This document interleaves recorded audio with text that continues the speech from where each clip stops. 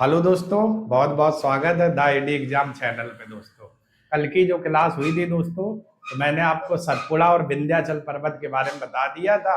आज की क्लास में दोस्तों हम लोग पठार को लेकर के बात करेंगे, जो प्रायद्वीपीय पठार चल रहा था। तो सबसे पहली जो दोस्तों क्लास रहेगी, छोटा नागपुर का पठार, छोटा नागपुर का पठार। और उम्मीद करते हैं कि आप सभी लोग स्वस्थ होंगे, मस्त होंगे, अच्छे से अपनी पढ़ाई कर रहे होंगे। तो आइए, आज की क्लास दोस्तों जो रहने वाली है वो किस पर रहेगी? छोटा नागपुर के पठार को लेकर के, छोटा नागपुर के पठार। ठीक है, तो आज की क्लास दोस्तों इसी पर शुरू करते हैं। तो आइए देख लेते हैं। तो सबसे पहले दोस्तों हम लोग बात करें, छोटा नागपुर का जो पठार है वो आपका है कहाँ पर? तो छोटा नागपुर का जो पठार है वो आपका इस हिस्से में मिलेगा, इस हिस्से में। ठीक है, छोटा नागपुर का पठार, ये जो मैंने हाईलाइट कर दिया हुआ है, यही दोस्तों क्या कहला रहा? छोटा नागपुर का पठार। ठीक है, और ये जो पठार दोस्तों आप देख पा रहे, ये कौन सा पठार है?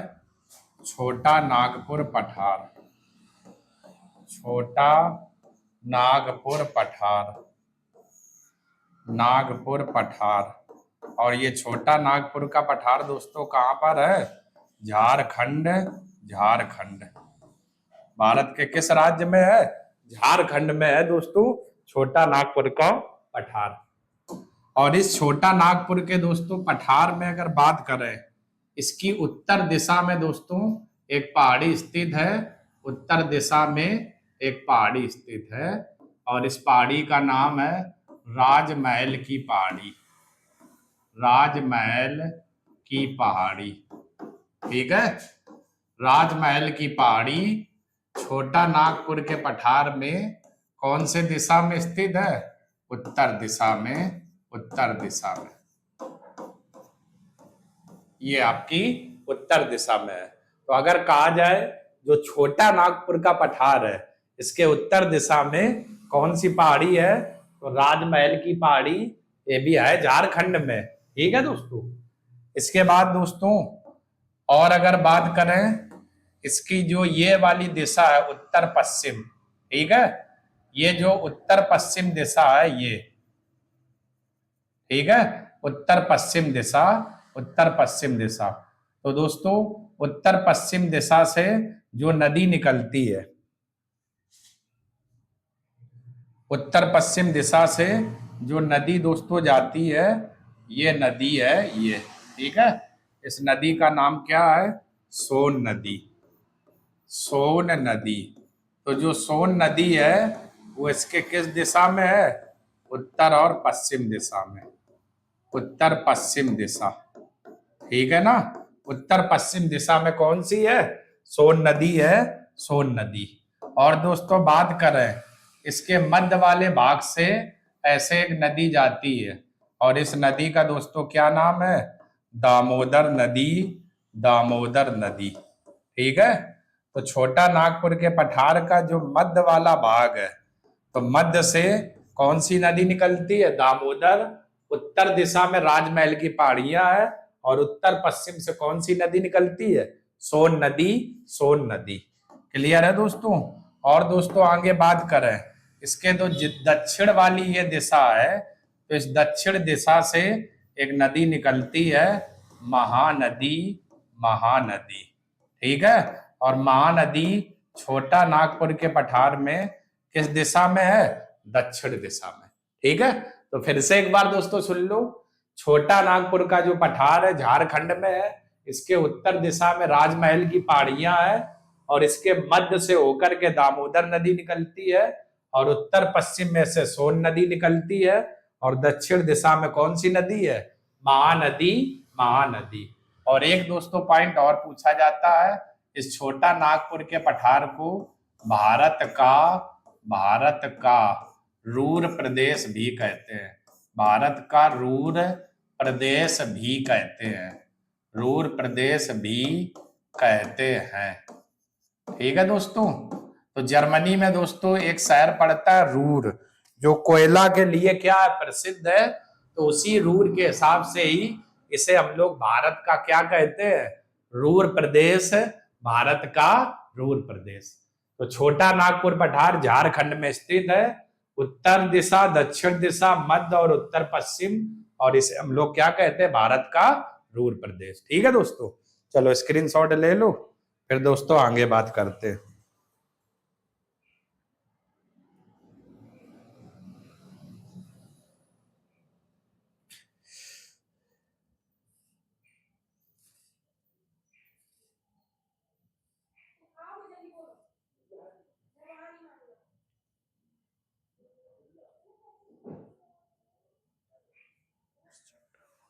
ठीक है दोस्तों, आइए अब दोस्तों हम लोग कुछ बात और कर लेते हैं, इसी छोटे नागपुर के पठार में बातें और कर लेते हैं।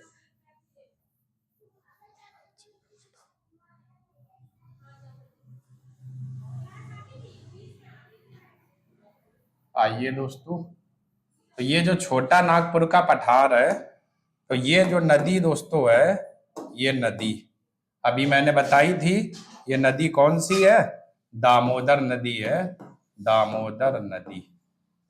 ठीक है, क्लियर।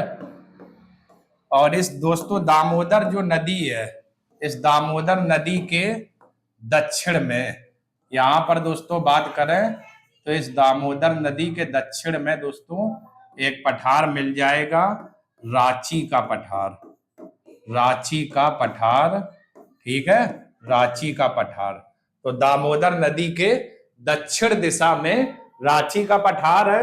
और दोस्तों ये जो पठार है किन चट्टानों से निर्मित है, तो ग्रेनाइट व नीस चट्टानों से निर्मित है।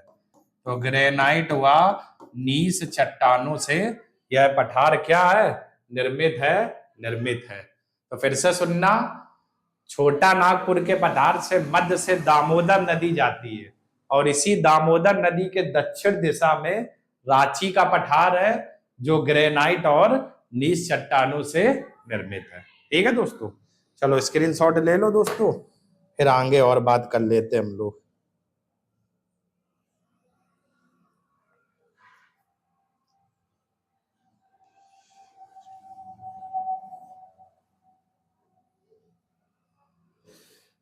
चलिए अब दोस्तों जो हम लोगों की क्लास रहेगी वो किस पर रहेगी, तो अब दोस्तों जो क्लास होने वाली है, आइए देखते हैं। अगली जो दोस्तों क्लास रहेगी वो हमारी किसकी रहेगी, आइए। तो ये दोस्तों हम लोग बात करते हैं मालवा का पठार। ठीक है, ये जो आप देख रहे हो इस बार कौन सा पठार रहेगा, मालवा का पठार। ठीक है, आइए। तो अब जो दोस्तों जो अगला जो पठार हम लोग देख रहे हैं, मालवा का पठार, मध्य प्रदेश में है मालवा का पठार। ठीक है दोस्तों, मालवा का पठार। ठीक है, कहाँ पर है दोस्तों ये, तो अगर मालवा के पठार की बात करें तो ये आपका कहाँ पर है, एमपी में, एमपी में यानी मध्य प्रदेश में। हाईलाइट वाला जो दोस्तों आप पार्ट देख पा रहे हो, ये आपका मध्य प्रदेश में है, मालवा के पठार में। तो अब मालवा के पठार में दोस्तों अगर बात करें तो जरा देखो, मालवा के पठार में इसकी जो दोस्तों ये उत्तर दिशा है, तो जरा देखना, इस उत्तर दिशा में दोस्तों हम लोग बात करें, ये उत्तर वाले दिशा में ऐसे। ठीक है, तो इसकी जो उत्तर दोस्तों दिशा है मालवा के पठार के उत्तर दिशा में कौन सा पर्वत स्थित है, अरावली पर्वत। अरावली पर्वत इस पठार के कौन सी दिशा में है दोस्तों, तो ये उत्तर दिशा में है, उत्तर दिशा। ठीक है, उत्तर दिशा में कौन सा पर्वत है, अरावली पर्वत, अरावली पर्वत। इसके बाद दोस्तों इसके पश्चिम दिशा में बात करें, अगर पश्चिम दिशा में बात करें तो पश्चिम जो दिशा है इसकी, पश्चिम दिशा में, पश्चिम दिशा, तो पश्चिम दिशा में दोस्तों क्या है, राजस्थान का मरुस्थल। इधर ऐसे मरुस्थल फैला हुआ है, तो क्या है, राजस्थान का मरुस्थल, राजस्थान का मरुस्थल। ठीक है, तो पश्चिम दिशा में दोस्तों क्या है, राजस्थान का मरुस्थल। ठीक है, इसके बाद दोस्तों इसके दक्षिण दिशा में अगर बात की जाए, दक्षिण दिशा में, इसके दक्षिण दिशा में, ठीक है, तो दक्षिण में दोस्तों एक पर्वत पड़ता है, तो दक्षिण दिशा में विंध्याचल पर्वत है, दक्षिण दिशा में विंध्याचल पर्वत है, विंध्याचल पर्वत है। ठीक है, तो मालवा के पठार में अभी तक दोस्तों 3 बातें हो पाई। इसके उत्तर दिशा में अरावली पर्वत है, पश्चिम दिशा में राजस्थान का मरुस्थल है, और दक्षिण दिशा में दोस्तों क्या है, विंध्याचल पर्वत, विंध्याचल पर्वत। और दोस्तों पूरब दिशा में अगर बात करें, पूर्व में, तो यहीं से लगा हुआ दोस्तों पूर्व में एक पठार मिलता है, बुंदेलखंड का पठार। तो बुंदेलखंड का पठार, बुंदेलखंड का पठार, और ये इसके किस दिशा में है, पूर्व दिशा, पूर्व दिशा। तो मालवा का दोस्तों जो पठार है स्थित कहां पर है, मध्य प्रदेश में है। इसके उत्तर दिशा में अरावली पर्वत, पश्चिम दिशा में राजस्थान का मरुस्थल, मरुस्थल दोस्तों, और दक्षिण दिशा में विंध्याचल पर्वत है, और पूरब दिशा में बुंदेलखंड का पठार, बुंदेलखंड का। क्लियर? तो चलो दोस्तों स्क्रीनशॉट ले लो, फिर आगे और बात करते हैं।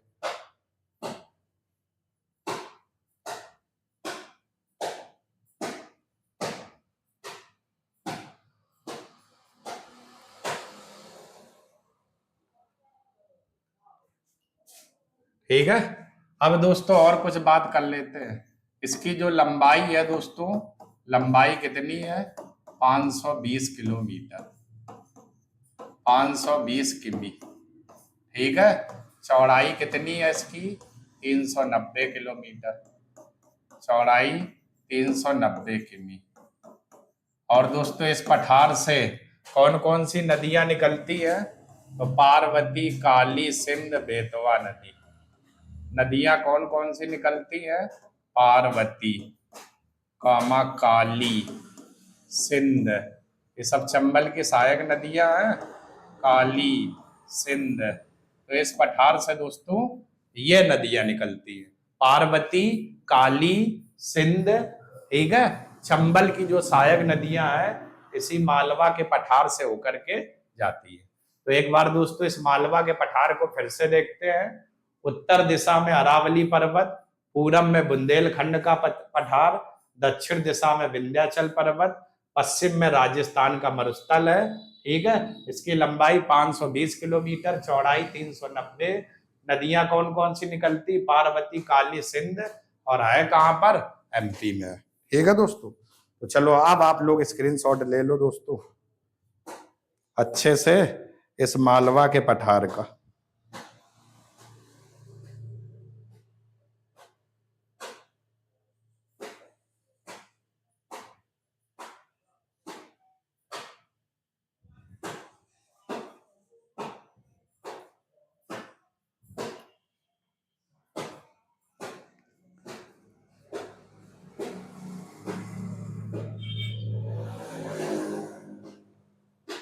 क्लियर?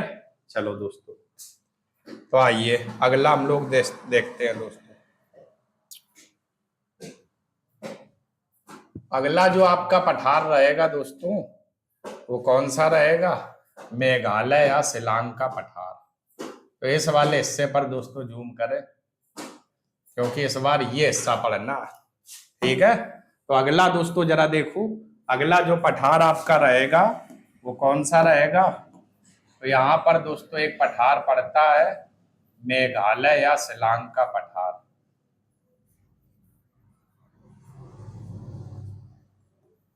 ये दोस्तों आपका पड़ता है यहाँ पर, ये दिख रहा होगा। ठीक है, ये दोस्तों जो पठार आपका है ये कौन सा पठार है, इस पठार को दोस्तों क्या कहते हैं, मेघालय या शिलांग का पठार, मेघालय या शिलांग का पठार।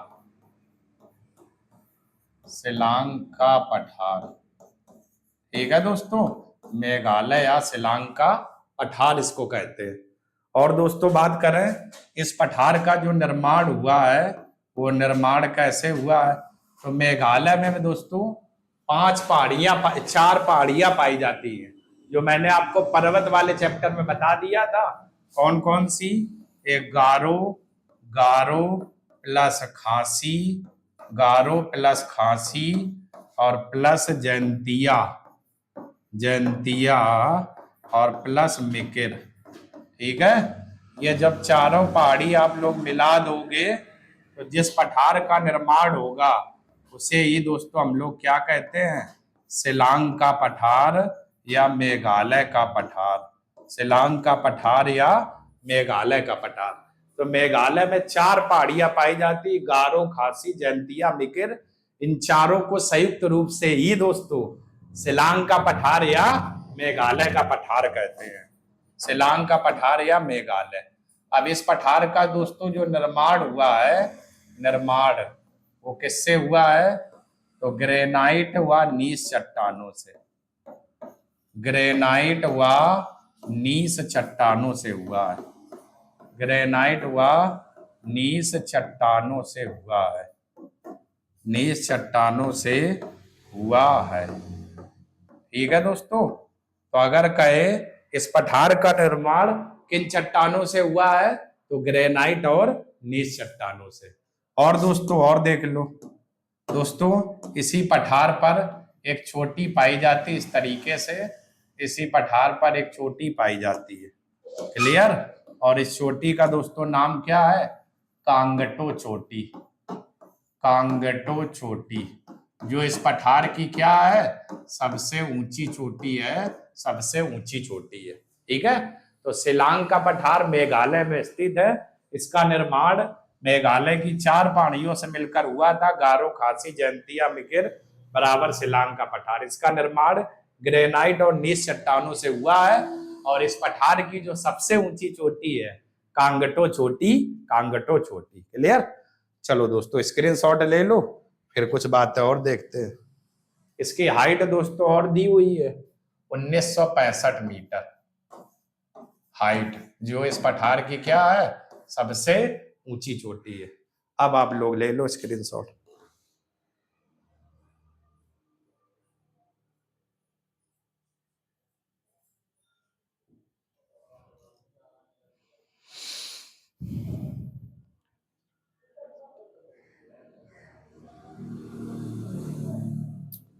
ठीक है दोस्तों, तो चलिए अगला हम लोग देखते हैं।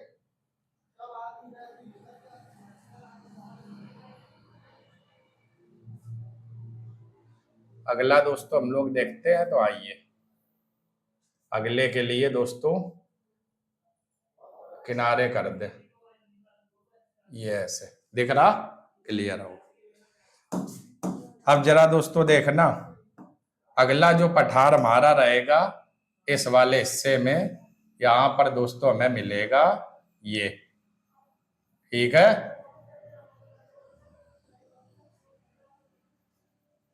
ये। और ये दोस्तों जो अगला जो पठार है, इस पठार का दोस्तों खूबसूरत सा नाम है दक्कन का पठार, दक्कन का पठार। ठीक है, दक्कन का पठार, या इसी को कहीं कहीं दोस्तों और क्या कह देते हैं? महाराष्ट्र का पठार, महाराष्ट्र का पठार। इसी को दक्कन को ही दोस्तों हम लोग कभी कभी क्या कह देते हैं? महाराष्ट्र का पठार भी बोल देते हैं, दक्कन वाले को। ठीक है दोस्तों, अब कुछ बातें दोस्तों इस पर जान लेते हैं। इसकी जो दोस्तों दक्कन के पठार की जो आकृति मानी जाती है, आकृति, आकृति। ठीक है, तो आकृति दोस्तों इसकी कैसी है? आकृति जो मानी जाती है वो आपकी है त्रिभुजाकार, त्रिभुजाकार। दक्कन के पठार की दोस्तों जो आकृति मानी जाती है वो कैसी है? त्रिभुजाकार, त्रिभुजाकार। और दोस्तों ये जो पठार है कितने वर्ग किलोमीटर क्षेत्रफल में फैला हुआ है? तो 7 लाख वर्ग किमी क्षेत्रफल पर फैला है, 7 लाख वर्ग किमी क्षेत्र पर फैला है, वर्ग किमी क्षेत्र पर फैला है। ठीक है, दक्कन का पठार। ठीक है, कितना 7 लाख वर्ग किमी क्षेत्रफल फैला हुआ है। अब ये दोस्तों है कहां पर, दक्कन का पठार। तो दोस्तों ये जो पठार मिलेगा हमारा कहां पर है, महाराष्ट्र में, महाराष्ट्र में। क्लियर दोस्तों। और दोस्तों अगर बात करें तो और जरा देखो इसका जो इस पठार में दोस्तों अगर बात करें जो मिट्टी पाई जाती है, मिट्टी वो दोस्तों कौन सी पाई जाती है, मिट्टी। तो इस पठार में जो मिट्टी पाई जाती है काली मिट्टी। कौन सी, काली मिट्टी। और काली मिट्टी में दोस्तों जो खेती की जाती है वो चना, कपास और सोयाबीन। चना, कपास और सोयाबीन। ठीक है, तो काली मिट्टी किसके लिए उपयुक्त है, चना, कपास और सोयाबीन की जब खेती की जाती है तो काली मिट्टी। तो अगर आपसे कहे दक्कन का पठार है कहां पर, तो महाराष्ट्र में स्थित है। आकृति कैसी है दोस्तों दक्कन के पठार की, त्रिभुजाकार, त्रिभुजाकार। ठीक है, इसका इस दक्कन के पठार में कौन सी मिट्टी पाई जाती है, तो काली मिट्टी पाई जाती है। कितने वर्ग किलोमीटर क्षेत्रफल में फैला है, तो 7 लाख वर्ग किलोमीटर क्षेत्रफल में फैला है, फैला है। इसका दोस्तों इस पठार का जो निर्माण जो माना जाता है, निर्माण वो दोस्तों किन किन चट्टानों से माना जाता है, तो निर्माण देख लेते हैं। एक चट्टान पाई जाती है ग्रेनाइट।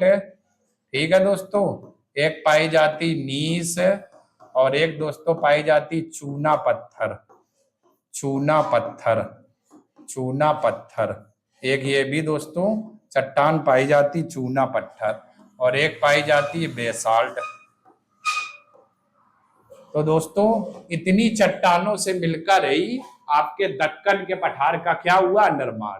देखो ग्रेनाइट, नीस, चूना पत्थर, बेसाल्ट, ये चट्टाने हैं लेकिन छोटे छोटे रूप हैं और इन्हीं से ही दोस्तों ये दक्कन का पठार या महाराष्ट्र का पठार बना हुआ है। दक्कन का पठार या महाराष्ट्र का पठार बना हुआ। ठीक है दोस्तों। और दोस्तों इसका जो निर्माण हुआ था वो कौन से युग में हुआ था, क्रीटेशियन युग में। क्रीटेशियन युग में हुआ था। ये एक समय काल है जिसका नाम था क्रीटेशियन युग। तो इसी समय काल में ही दक्कन के पठार का क्या हुआ था, निर्माण, निर्माण। ठीक है, तो आइए दोस्तों देख लेते हैं। दक्कन का जो पठार है ये आपका महाराष्ट्र में स्थित है और दोस्तों कितने वर्ग किलोमीटर क्षेत्रफल में फैला, 7 लाख। और इस पठार में कौन सी मिट्टी पाई जाती, काली मिट्टी, जिस पर चना, कपास और सोयाबीन की क्या की जाती, खेती। और इसकी आकृति कैसी है, त्रिभुजाकार। और इसका निर्माण किन चट्टानों से हुआ, ग्रेनाइट, नीस, चूना पत्थर और दोस्तों बेसाल्ट चट्टानों से। बेसाल्ट चट्टानों से, ग्रेनाइट, नीस और बेसाल्ट चट्टानों से इसका क्या हुआ है, निर्माण हुआ है। ठीक है दोस्तों, तो ये आप लोग स्क्रीनशॉट ले लो दोस्तों। रुक जाना दोस्तों, इसको हटा देते हैं। अब आप लोग स्क्रीनशॉट लो।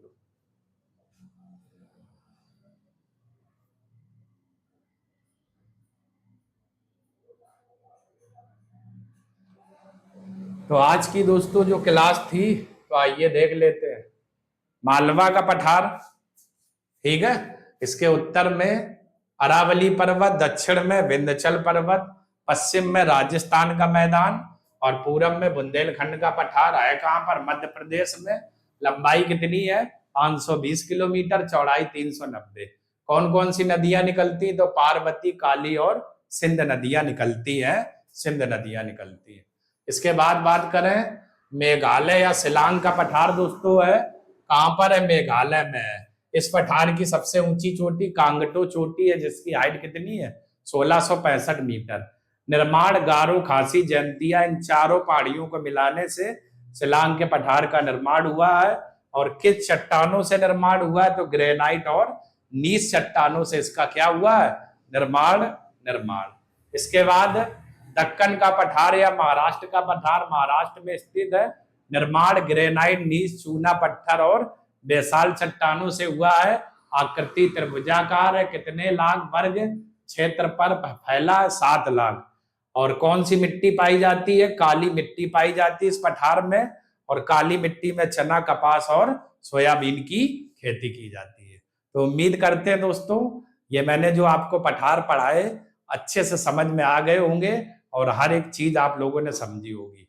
तो दोस्तों अगर समझ में आ रहा तो चैनल को लाइक करें, सब्सक्राइब करें, वीडियो को ज्यादा से ज्यादा शेयर करें। आप लोग सपोर्ट करते रहेंगे तो हम बढ़ते रहेंगे। तो कल दोस्तों हम लोग एक नई क्लास के साथ फिर से मिलेंगे। तब तक के लिए आप सभी लोगों का बहुत बहुत दोस्तों धन्यवाद। जय हिंद दोस्तों।